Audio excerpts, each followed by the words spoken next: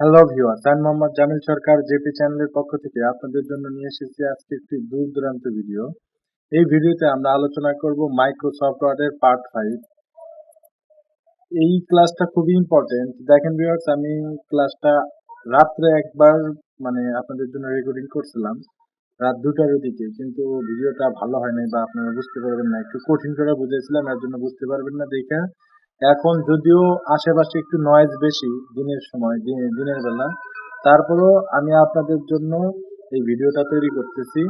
Viewers, আমরা এর আগে হোম বাটন নিয়ে আলোচনা করছি। এই হোম বাটন নিয়ে আলোচনা করছি। হোম বাটনের ভিতরে যে ক্লিপবোর্ড থাকে, এই ক্লিপবোর্ড, তারপর ফন্ট, তারপর প্যারাগ্রাফ, স্টাইল, এগুলো নিয়ে আমরা আলোচনা করছি। এখন ভিউয়ার্স, আমরা আলোচনা করব ইনসার্ট নিয়ে। এই যে ইনসার্ট যে বাটনটা আছে, এই ইনসার্ট নিয়ে আমরা আলোচনা করব। আমরা ইনসার্টের মধ্যে যাব। ইনসার্টের ভিতরে দেখেন ভিউয়ার্স, এই যে টেবিল নামে একটা অপশন আছে, এই টেবিলের উপরেই আমাদের ক্লাসটা আজকে আমরা বেশি কথা না বলে সরাসরি আমরা টেবিলের বিস্তারিত আলোচনা করি। দেখেন ভিউয়ার্স, এখানে আপনারা দেখতে পারবেন যে এই যে টেবিল, এই টেবিলের উপরে নিচে একটা তীর বাটন দেওয়া আছে। এই তীর বাটনের উপরে যদি আপনারা ডাবল ক্লিক দেন, তাহলে এখানে আপনাদের কিছু ছোট ছোট ছোট ছোট ঘর আসতেছে। আর একটা কথা বলি ভিউয়ার্স, আপনি এটা কিন্তু হয়তো স্পষ্ট নাও দেখা যেতে পারে, এটা আপনার ক্ষমা দৃষ্টিতে দেখবেন, পরবর্তীতে আমি এটা সংশোধন করার চেষ্টা করব। তারপরে এখানে দেখেন আমরা এখানে একটা ঘর নিছি, উপরে দেখেন 1 into 1 টেবল লেখা আছে, তারপরে দুইটা ঘর নিলে 2 into 1 এগুলো নিবেন। আমি এই পাশে নিলাম 4টা, এই পাশে নিলাম পাঁচটা পাঁচটা পাঁচটা করে নিলাম। এখন ভিউয়ার্স, আমি আপনাদেরকে এই দেখেন এখানে যে উপরে যে এই হাতের বাম পাশে যে উপরে যে কর্নারটা আছে, এখানে দেখেন একটা প্লাস চিহ্ন আছে। প্লাস চিহ্নের উপরে নিয়ে গেলে উপরের দিকে একটা তীর, নিচের দিকে একটা তীর, এরকম একটা অন্যরকম একটা চিহ্ন আসে। এখানে চাপ দিয়ে ধরে যদি আপনারা নিচের দিকে নিয়ে আসেন, তাহলে দেখতে পারবেন যে একটা আবঝা আবঝা একটা ঘর আপনাদের নিচের দিকে আসতেছে। আপনারা এটা নিয়ে এসে এখানে ছেড়ে দিবেন, এটা নিচের দিকে আসবে। আসার পর ভিউয়ার্স, আপনারা একটা কাজ করবেন, এখানে আপনাদের আগে পরিচিতি হওয়ার দরকার। তারপরে আপনারা দেখেন ভিউয়ার্স, এই যে হাতের ডান পাশে নিচের দিকে, নিচের যে কর্নার আছে, সেখানে যদি আপনারা নিয়ে আসেন, তাহলে আপনাদের মাউসের কার্সর একটু তীর চিহ্ন হয়ে যাবে। তীর যেরকম দুই পাশে এরকম হয়ে যাবে। আপনারা এখানে চাপ দিয়ে ধরে মাউসের লেফট বাটন চাপ দিয়ে ধরে আপনারা যদি নিচের দিকে ড্র্যাগ করেন, তাহলে আপনাদের এই টেবিলটা বড় হবে। এখন ভিউয়ার্স, আমরা বিস্তারিত আলোচনা করব যে টেবিলের কোনটা কি বলা হয়। আপনাদের যে এই যে টেবিলের যে এই ঘরটা আছে, এখানে যে আপনারা যে ঘরটা দেখতেছেন, এই ঘরটাকে বলা হয় সেল। এই ঘরটাকে বলা হয় সেল। আর আপনারা যে এই সম্পূর্ণ এইদিকে যে ঘরটা দেখতেছেন, এটাকে বলা হয় কলাম। তারপরে আপনারা আবার যে এদিকে যে ঘরগুলো দেখতেছেন, এই সম্পূর্ণগুলোকে বলা হয় রো। অতএব ভিউয়ার্স, আপনারা দেখতেছেন যে কোনটাকে কি বলা হয়। এই লাম্বাটাকে বলা হয় রো। তারপরে আপনাদের যে ভার্টিক্যালি যেটা আছে, সেটাকে বলা হয় কলাম। তারপরে প্রতিটা ঘরকে বলা হয় সেল। প্রতিটা ঘরকে বলা হয় সেল। প্রতিটা ঘরকে কি বলা হয় ভিউয়ার্স? সেল। আপনারা এই 3টা অপশন মনে রাখবেন। রাখার পর এখন ভিউয়ার্স, আমরা আবার পরবর্তীতে আরেকটা জিনিস দেখব। সেটা খুবই ইম্পর্টেন্ট যে আমাদের যে এই যখন আমরা টেবিলটা নিব, নেওয়ার পরে আমাদের 2টা অপশন অটোমেটিক্যালি চালু হয়ে যাবে। আপনারা দেখতে পারবেন যে এই যে হেল্পের এই পাশে টেবিল ডিজাইন আর টেবিল লেআউট নামে 2টা অপশন চালু হয়ে গেছে, অলরেডি চালু হয়ে গেছে। যদি না থাকে আপনাদের আপনাদের করতে হবে কি, যে আপনাদের যে টেবিলটা আছে, এই টেবিলের উপরে ক্লিক দিতে হবে। আর টেবিলের উপরে যখন আপনারা ক্লিক দিবেন, তখন আপনাদের অটোমেটিক্যালি এই 2টা অপশন আসবে, সামনে এসে থাকবে। তারপরে দেখেন ভিউয়ার্স, এই যে আমরা যে এখানে যে বিভিন্ন ধরনের ছোট ছোট ছোট ছোট ছোট ছোট ঘর দেখতেছি, আমরা এইগুলোর সম্পর্কে আলোচনা করব।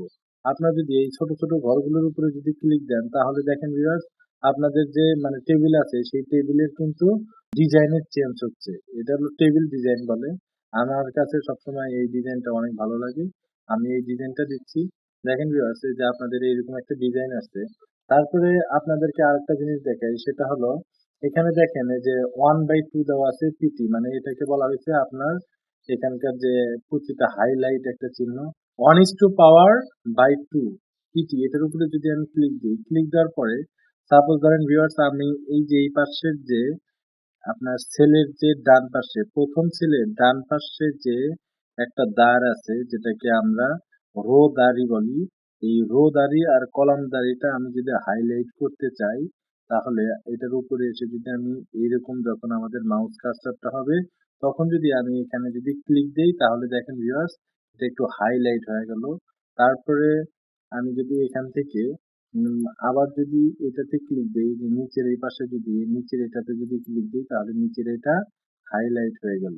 এখন ভিউয়ার্স যদি আমি যদি প্রথমটা দ্বিতীয়টা সিলেক্ট করতে চাই তাহলে আমাদের যে এই যে মাউসের যে কার্সরটা এই কার্সরটা কিন্তু পরিবর্তন হচ্ছে না।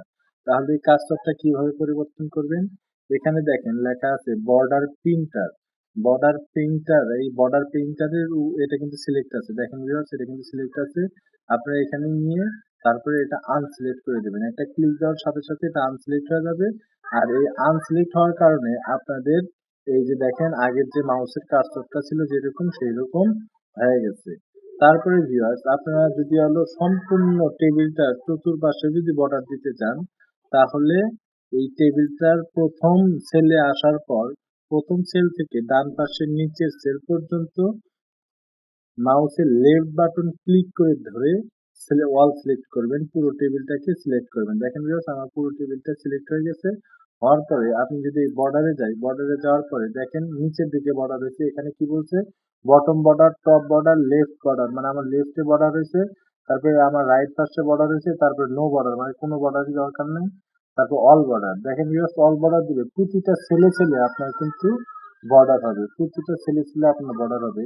আর যদি বলেন আউটসাইড বর্ডার, এই টেবিলটার শুধুমাত্র চতুর্পাশে বর্ডার হবে। আপনারা এটা দিয়ে নিতে পারবেন। তারপরে এরকম বর্ডার দিতে হয়। এখানে অনেক প্রকার বর্ডার আছে। দেখেন ভিউয়ার্স এই যে মাঝখানে যে একটা বর্ডার আছে সেই বর্ডারটাও এখানে অলরেডি দেওয়া আছে। অতএব আপনারা এটা দেখে দেখে দিতে পারেন, সমস্যা নেই। আমি এখানে বর্ডারটা দিচ্ছি না। তারপরে ভিউয়ার্স আমি যেটা নিয়ে আলোচনা করব খুবই মোস্ট ইম্পর্টেন্ট, দুইটা যে সেল আছে এই দুইটা সেল এক জায়গায় করতে হবে। মানে মাঝখানে যে হাইলাইট দাড়িটা আছে এই দাড়িটাকে উঠিয়ে দিতে হবে। তাহলে এইটা করবেন কিভাবে? তাহলে আপনি লেআউটে যাবেন, যাওয়ার পরে এখানে দেখতে পারতেছেন যে ইরেজারে যদি আপনি যান তাহলে ইরেজারে ক্লিক দিবেন। ক্লিক দেওয়ার পরে এখানে যদি আপনি যদি এটার উপরে মানে একটা ক্লিক দেন, দেখেন আমার একটা রাবারের মতো বাটন আসছে। সেই বাটনটা দিয়ে যদি আপনারা যে কোনো একটা সেলের উপরে সেলের দাঁড়ের উপরে যদি ক্লিক দেন সেটাই কিন্তু ডিলিট হয়ে যাবে। দেখেন ভিউয়ার্স এখন যদি এটার উপরে ক্লিক দেন তাহলে এটা ডিলিট হয়ে গেল। তারপরে যদি এখানে এসে সেটা যদি এই দাড়িটার উপরে ক্লিক দেন তাহলে এটা ডিলিট হয়ে যাবে। আপনি এখানে এরকম ভাবে যেটাতে ক্লিক দিবেন সেটা ডিলিট হয়ে যাবে। এখন ভিউয়ার্স এখানে আমি আরো কয়েকটা জিনিস দেখাইতেছি। যে দেখেন ইনসার্ট লেফট, আপনাদের যে এটা আছে যে মাউসের কার্সরটা আপনারা আরেকবার যদি ইরেজারের উপরে ক্লিক দেন তাহলে মাউসের কার্সরটা আগের মতো হয়ে যাবে। তাহলে যদি ইনসার্ট লেফটে ক্লিক দেন তাহলে এটার এই পাশে আরেকটা রো তৈরি হবে। আপনার এই পাশে আরেকটা কি তৈরি হবে? রো। ইনসার্টে ক্লিক দেন, ক্লিক দেওয়ার সাথে সাথে ভিউয়ার্স দেখেন যে আপনাদের এই পাশে কিন্তু আরেকটা রো তৈরি হয়েছে, নতুন রো তৈরি হয়েছে 5টা। হ্যাঁ, এখন আপনারা বুঝতে পারবেন।